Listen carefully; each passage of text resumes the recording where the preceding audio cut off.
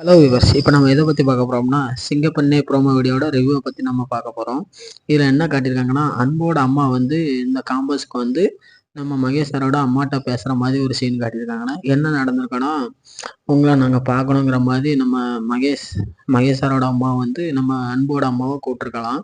இதுதான் நடந்திருக்கும். அப்படி கூப்பிட்டதுக்கு காரணமும் என்னன்னா, அன்பு கூட தான் ஆனந்தி இருக்காங்கிறது நம்ம மகேஷ் சாரோட அம்மாவுக்கு கண்டிப்பாக தெரியும். அதை வச்சு ஏதாவது கேம் விளாண்டு அவளை ஊரை விட்டே துரத்தலாங்கிற ஐடியாவுக்கு தான் இதை தெரிஞ்சே நம்ம அன்போட அம்மாவை வந்து கூப்பிட்டு வச்சு பேசியிருக்காங்கங்கிறத நமக்கு துல்லியமாக காட்டியிருக்காங்க. இன்னொரு விஷயம் என்னன்னா, அது தெரியாத மாதிரியே நம்ம மகேஷ் சாரோட அம்மா வந்து பேசியிருப்பாங்க. ஒரு ஆதரவற்ற பிள்ளைய அவங்க வீட்டில் வச்சு பார்க்குறதே ஒரு பெருமை தாங்கிற மாதிரி சொல்லியிருப்பாங்க. ஆனால் உண்மை என்னன்னா, நம்ம ஆனந்த் இங்கே தான் இருக்காங்கிறத நம்ம அன்போட அம்மாவுக்கு வந்து தெரியாதுங்கிறது தான் உண்மை. அப்படி இருக்கும்போது நம்ம அன்போட அம்மா வந்து ஒரு ஆதங்கத்தில், அப்போ இவ்வளோ நாள் அந்த பிள்ளையை நம்ம வீட்டில் தான் ஒழிச்சு வச்சிருக்காளாங்கிற மாதிரி ஒரு கோவத்தில் அந்த பிள்ளையை தேடி தன்னோட வீட்டுக்கு மாடிக்குமா அலையுதாங்க. அப்படி இருக்கும்போது நம்ம ஆனந்தி வந்து ஒரு ஃபோன் ஒன்று வச்சுருப்பாங்க. அந்த ஃபோனு வந்து ஆனந்தி வந்து பதட்டத்தில் கையோடு கொண்டு போயிருப்பாங்கங்கிறத நம்ம நோட் பண்ணியிருக்கணும்.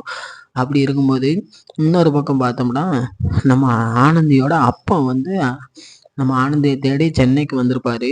அப்போ நேரா ஹாஸ்டலுக்கு போவார். ஹாஸ்டலில் ஆனந்தி இல்லைங்கிறத தெரிஞ்சுக்கிட்ட அவர் வந்து கண்டிப்பாக ஆனந்திக்கு கால் பண்ணியிருப்பார். அந்த ஃபோன் அடிக்கிறத மூலம்தான் கண்டிப்பாக ஆனந்தி வந்து நம்ம அன்போட வீட்டில் அவங்க அம்மாட்ட மாட்ட போகிறாங்கங்கிறது தான் ட்விஸ்ட்டே. இதுதான் நடக்க போகுது.